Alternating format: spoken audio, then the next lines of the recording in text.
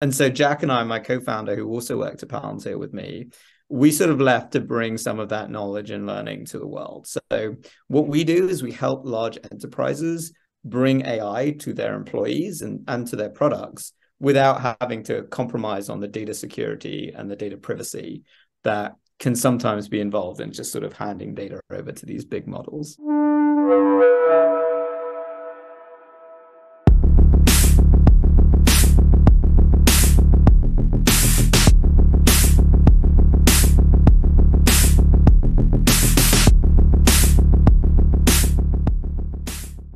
All right, this is another episode of the Founders Pack Form Your Own Pack podcast. My guest today is Ravin Thambapillai, and hopefully I didn't screw your name up. You nailed it. Well done. Yeah.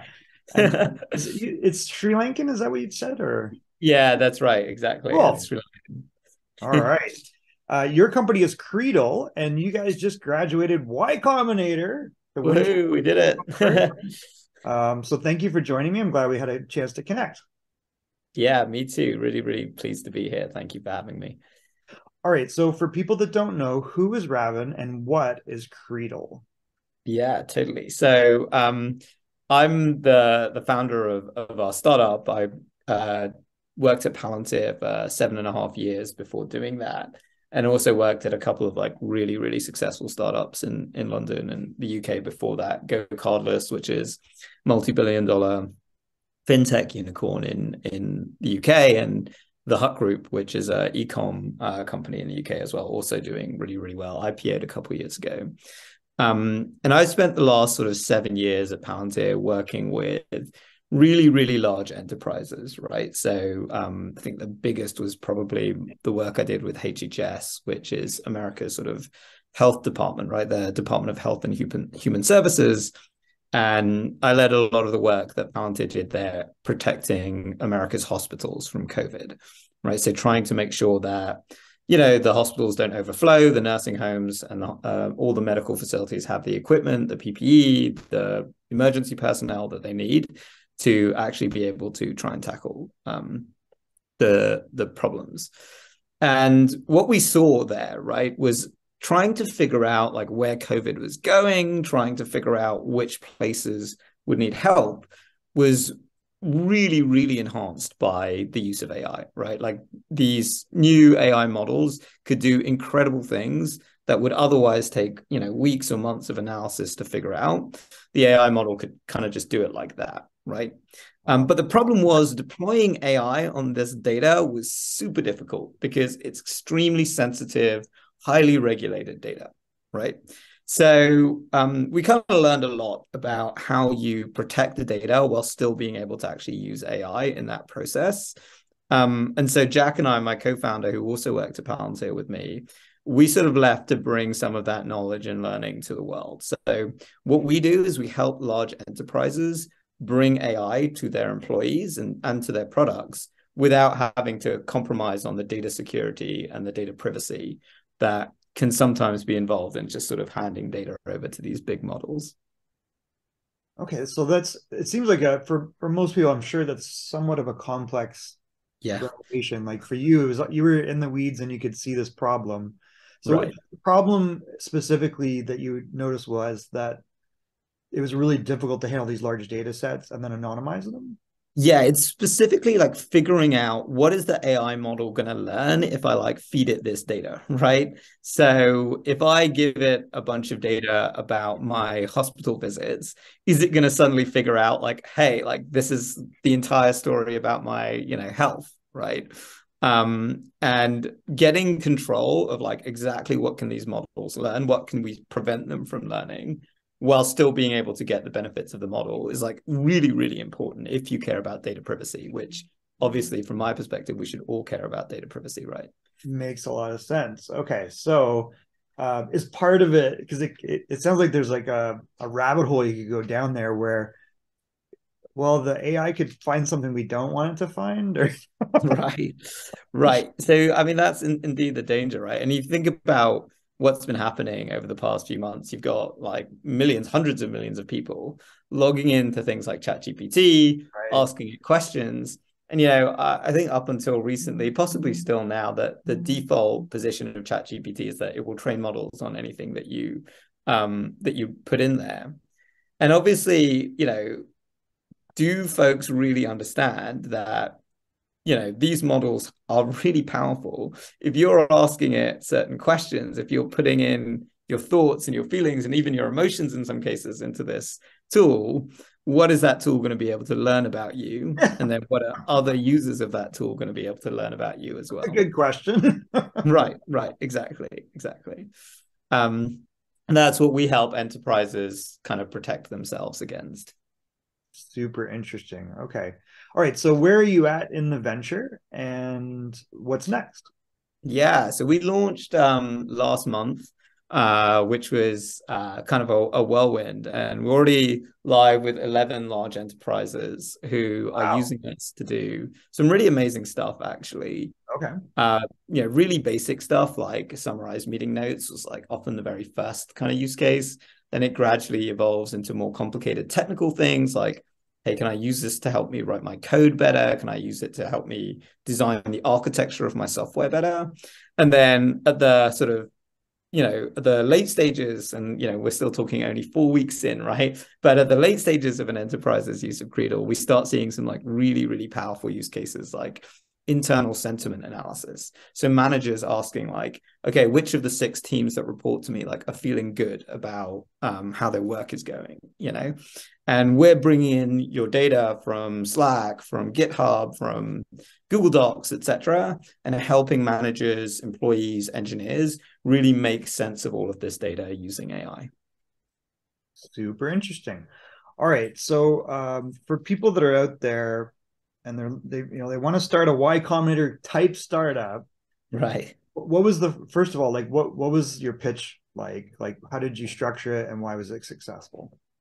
Yeah, I mean, I think the core thing that really mattered for us is tying the pitch of what we do to the core question of like who we are, right? Because when we applied to YC, we were just really, really at the beginning of our journey. I didn't think I'd even got my green card yet, which was going to be like a thing that I needed to get for to start YC. Yeah, I did, which was awesome. Yeah. Yeah, so that was really cool. So we were really, really early, right? Pre-product. And so when you're pre-product, and obviously by definition at that point pre-revenue, you have to persuade folks that there's something about you, right? There's something about you that enables you or entitles you to build this thing in a way that people are actually going to want to use it. And for us, that was like our experience doing these problems or solving these problems in the hairiest use cases imaginable. Like I'd worked on the COVID-19 response. Jack, my co-founder, he'd been involved in a lot of Palantir's work with the US military. And like in both cases, the work that we did wound up getting like national press from Wow. the Atlantic magazine in my case, Financial Times, Wall Street Journal in Jack's case. And so I think like the core thing there was just being able to relate the work that we did to the value that we believed our product would create. Excellent. All right. If you could offer other founders only one piece of advice, what would that be? I mean, it's do something that is unique to you. I think that is the core message, right? Like at the end of the day, there are a lot of different startups that you can create and a lot of different startups that get created.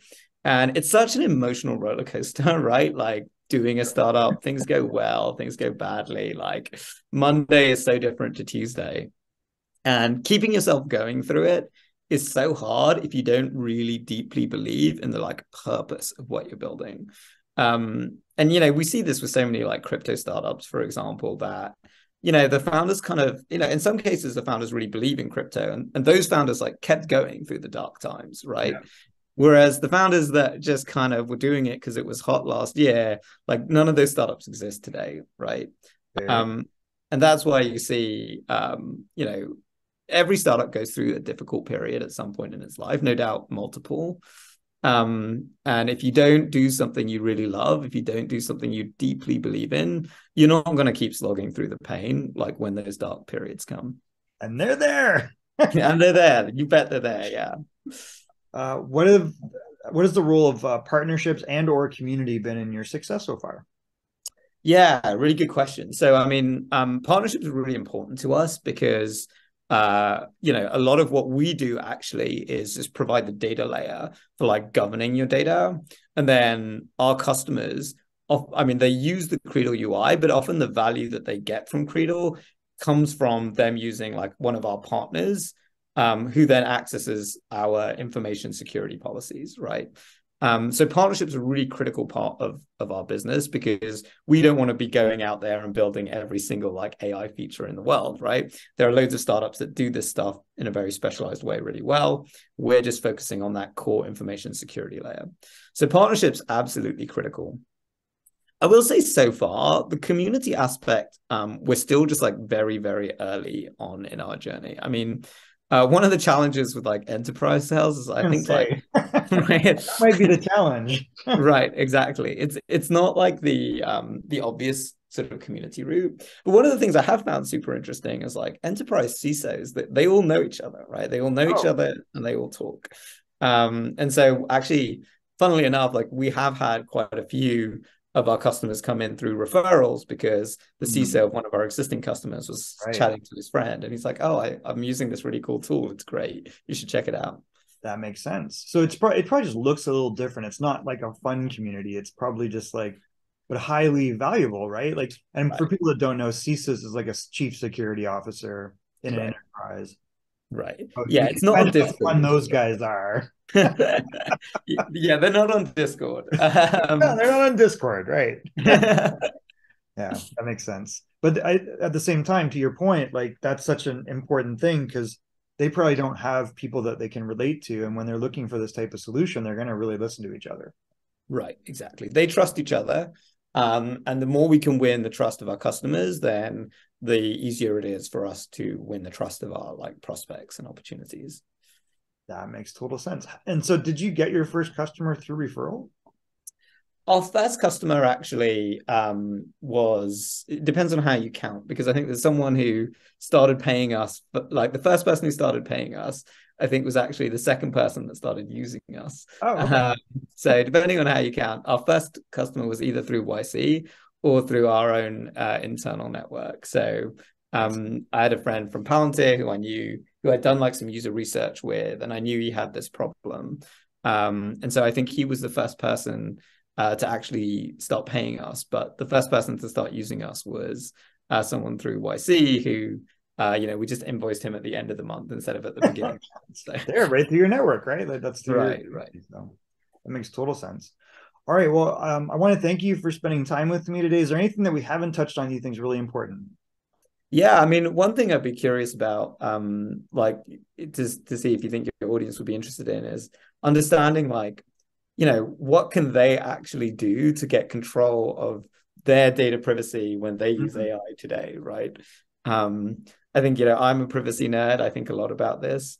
There are some like basic things folks should do today. So for example, if you are using ChatGPT, they do actually give you an ability to opt out of certain like data collection policies. Oh, So interesting. folks, yeah, so folks should definitely like go about doing that, even just for their own personal use. Strongly recommend like, I'm you looking know, at it right now. Let's see if we keep going. right. So strongly recommend people actually go about doing that today. And also just like generally, when you're using it, if you are using it at work, just think a little bit carefully about what information are you copying and pasting it into like an AI box. And it's not just ChatGPT, right? There's all these like cool tools. Perplexity AI is awesome. Poe is really interesting as well. Oh yeah. And yeah, these things are spreading like wildfire. If you're using them, then you just want to be thoughtful about how you use them and what's happening to that data at the end of the day. It's a friendly conversation until it's not. Right, right, exactly, exactly. Yeah, it's crazy because now I'm thinking of all the times that with friends we just tried to like goad it into doing something terrible. Right, Like, right. come on, say the bad thing. And What it's was the craziest thing that you managed to get it to say? like, that's pretty complicated. It actually wouldn't. That's the thing. Right, We right, were going. I remember we would go down rabbit holes that were very dark around right. whether it's politics or whatever, Right, and it's very stuck on one train of thought. right, And it's right. like, no, this is right and wrong. It's like, no, that's definitely not true. Like, you've forgotten all these things, and it just, there's a wall where it won't learn. Yeah, for What I've sure. noticed. And so you're like, okay, well, you'll try to paint it more extreme scenarios that are results of it, the way it's thinking, if that makes sense. And isn't like if you had a conversation with someone that's kind of what it's like, well, this is chat. Let's have a conversation about this, right? And Right. it doesn't. But the one thing about it's interesting is it doesn't squeal, like it doesn't cry, right? It doesn't like throw up its arms and quit. But in a sense, sometimes it does. It just refuses to bend, right? So the learning is limited. It'll learn about you maybe, but it won't change its viewpoints, which is kind of Right, right, right, exactly. I think, yeah, that's the one of the really interesting things about AI is that we're still discovering so much about its behavior. And honestly, its behavior is still changing so much as well, crazy. right? And so I think we've got a long road ahead of us to figure out, how do we actually control these AIs? How do we make sure that they're actually serving us, and not just in the trivial sense of like it becoming sentient and trying to kill us all, but maybe in a more like prosaic way where it's like, how do we make sure that these text completion like intelligences are actually giving us responses that are aligned with what we actually need, right? And the obvious stuff is like hallucination, lying, etc., not having it do that. But like the more subtle thing is, okay, in some cases you are using it to do something that's like complicated and you need Right. to That's actually get it to do yeah. something it's not sort of inclined to do, but you actually want to coax it to be able to do that, but in a controlled way. And that's going to be really, really important in the future. I think this type of AI in the hands of Microsoft is the absolute worst thing ever. Right. Because every time they do this, and you may know what I'm talking about. I don't know if you know, like, remember back when it was like 2016 and they came out with an early version of this of their own. And the thing was spewing like racist and like really extreme things and was getting, and even now it would get angry with you, which was weird. You're like, wait, whereas GPT themselves has done a good job of putting up guardrails around the personality aspect of it. Right. But I've also noticed when I've seen a couple of things where we've integrated just to the API. And the results that don't go through the chat filter, in other words, Right. it's a person sitting there using chat GPT as Yep. opposed to my own interface as a developer to GPT, Right. very Right. different. Wow. Like Really, the really. tone over here is a little uh how do I put it? Maybe mean. Wow.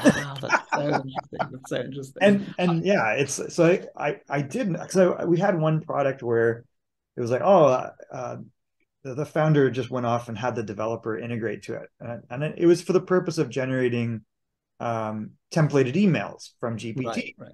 But I was like, I don't really think you've done that.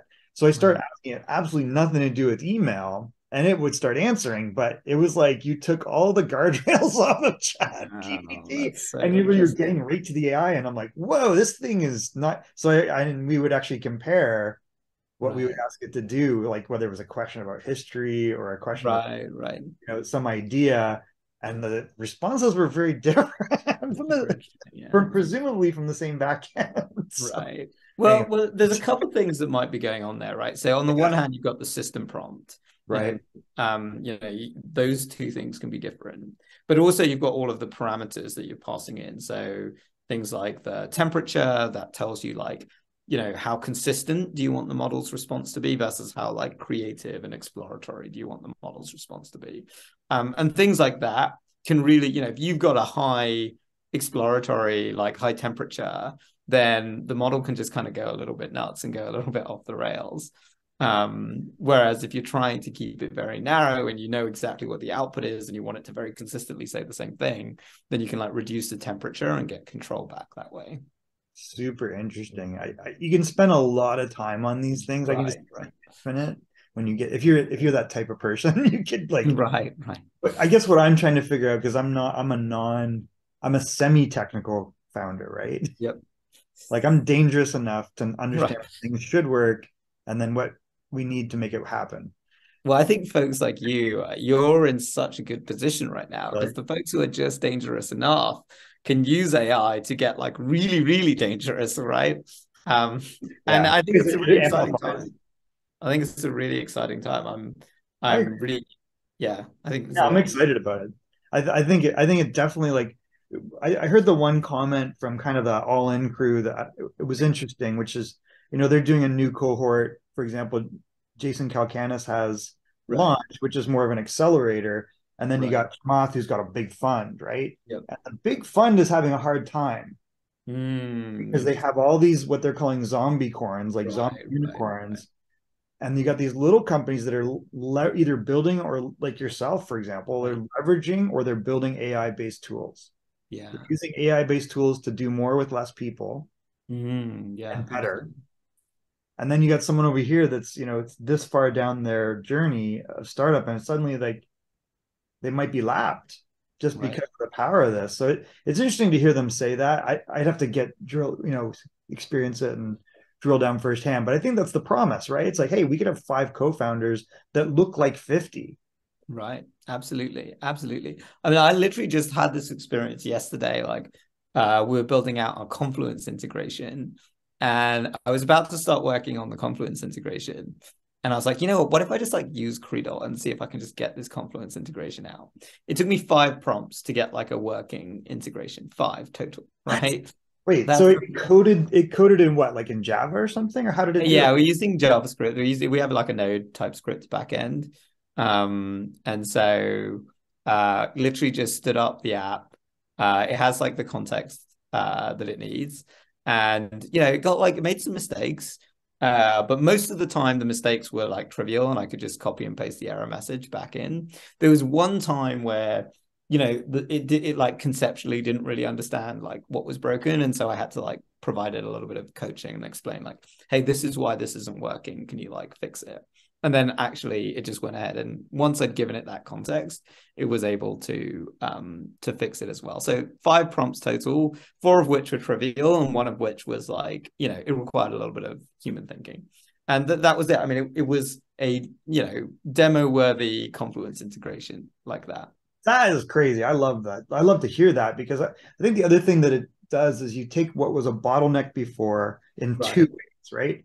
Right. Just the sheer number of bodies in the world who can code. Right. Right. Then what percentage of them can't or won't do what you Right. want?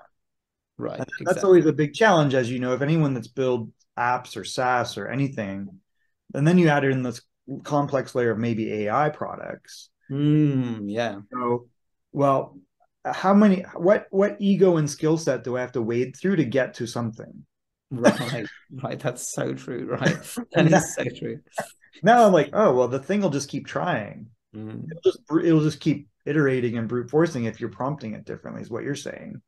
Yeah. Yeah. I mean, just given the right like sort of loop of feedback loop, it really can just like fix its own mistakes, improve things, get better. Like we see that already. And yeah, I mean, like I said, I think this was my first time where I really had it built like an actual thing I could fully use end to end, like with almost no work. Usually there's a little bit of like extra human coaching that's required, but I was still pretty blown away. And when I like submitted the PR, Jack was like, "Whoa, how the heck did you do this so fast? Like that's crazy." And I was like, "Yeah, dude, I used Credo. It was great." That You is know, amazing. But the one thing I notice sometimes, like for example, use again the example of the public AI, which is ChatGPT, right. is your AI or that AI, ChatGPT is not always aware of its own capabilities. Yeah, very much so. Like, Very hey, much. can you make yourself do this in a sense? Like, can your API do this? And sometimes Right. it's okay, and sometimes it's not. So, what was the experience with Creedle? Yeah, it's actually really interesting. I mean, one of the things we've seen is like often if you ask GPT-4 like which model is it using, it will tell you it's using GPT-3, right? Yeah, Even so before? yeah, I mean that's something that we've experienced. Really, really funny. But yeah, I mean there's stuff that we can do around giving the right system prompt to help it understand like what it actually is capable of and isn't capable of.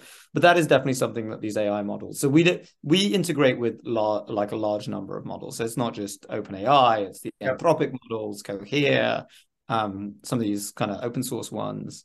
And so you kind of get a lot of options about what you can use. And we found that actually has been interesting in that each model has like slightly different strengths.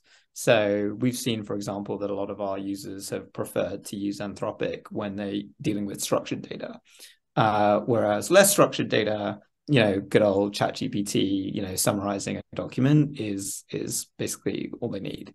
And so that's like an interesting kind of divergence between what the models can do and what humans really are learning about what those models can do. The AIs themselves still have no idea. Like Anthropic has no idea that it's better than ChatGPT at structuring data, right? So Well, that'll be interesting to see if they start analyzing each other. No, I would be better at doing this for you than. right, exactly. Yeah. Well, that's actually one of the cool things that you can do in Credal is that you can have a conversation with like multiple different bots. And so you can have a conversation that includes both OpenAI and Claude. Oh, And wow. you can have Claude like evaluate OpenAI's response for like truthfulness, for example. And Claude is Anthropic's chat, right? Correct. Yeah, exactly right. And for anybody that's watching this, if this is like going crazy over your head, we actually did I'll put it in the show notes, but we did kind of like a GPT ecosystem. So it was very simple, but it linked to a lot of the things you're talking about, where there were all these founders who now have other startups. And even though it's new to us, they've been working on these things for a long time, and they're raising crazy money, like Adapt, Anthropic with Claude, and all these a bunch of other tools that are interesting. So right. that's really cool. Well, Ravin, I want to be conscious of your time. We could probably stay on this a long time. What is the best way for people to get in touch with you, and who do you want to talk to? What type of person? Yeah, so you can reach me at ravin@credal.ai. And yeah, if you're thinking about how do you leverage AI at your company, right, to like improve the productivity of your employees or to, integrate AI into your product, anyone who's got that problem ahead of them is someone that should be chatting to me. And I'm happy to share like what we've seen in the industry as well as like any ways that, Credal can help those people specifically. Amazing. I also want to invite you to two things. One is, as I mentioned to you, it sounds like you're producing your own company content. Maybe you'll do a podcast or a newsletter. Please keep us in touch on that. And maybe you can do a guest spot on ours once a month or every quarter. You tell us. Yeah, that sounds fun. That sounds really I fun. think that would be really valuable. I really enjoy speaking with you and learning more as you make progress, not just as a company, but as a product, like as a platform is really interesting.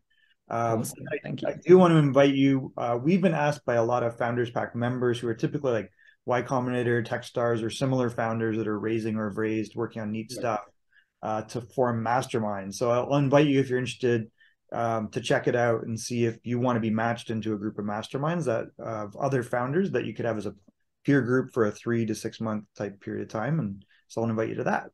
Yeah, send me the invite. I look forward to seeing it. All right. The final thing is when we have interesting people on the podcast, we like you to nominate other interesting people. We typically talk to Y Combinator, Techstars, Hustle Fund, or similar founders or investors. Who would you have and like to nominate as a future guest that you can introduce us to? Oh yeah, there are so many great companies in our current YC batch. Like I don't know where to begin. Do you guys have like a thesis at the moment? Like, are you specifically interested in AI? Is that what you're exploring a lot? Not necessarily. I think it's more about Y Combinator, Techstars. So we look at it more of like a batch of, accelerator based founders. Because what we get to see is companies like you, where you're early in your journey, and then you raise, you do something with the money, and where does that go? So I think that's really interesting. Yeah, I mean, I have so many founders I could recommend. I mean, I love the Ice Panel guys, Oh, Jacob and Vic. They're amazing characters. They have a very different contrarian like mindset. Also, a big fan of the Vellum guys. If you've spoken to them, they're really, really smart, doing really cool things in AI as well. So, and there's tons of others, but yeah, we'll take any introduction. So we've got it's Ice Panel and then Vellum. Vellum, yeah. I mean, there's loads more that I would love Yeah. to introduce you to. All A right, big we will fan take guy. all those and more. Yeah, I'm But a big fan of Fern. I'm a big fan of Cluso, like loads of companies I'd be happy to intro you to. incredible. All right, well, we look forward to getting those introductions. Thank you so much for spending time with me, and I look forward to following the rest of your journey. Thanks very much, Michael. Really, really enjoyed spending time with you as well. Likewise, we'll talk to you soon. Ciao.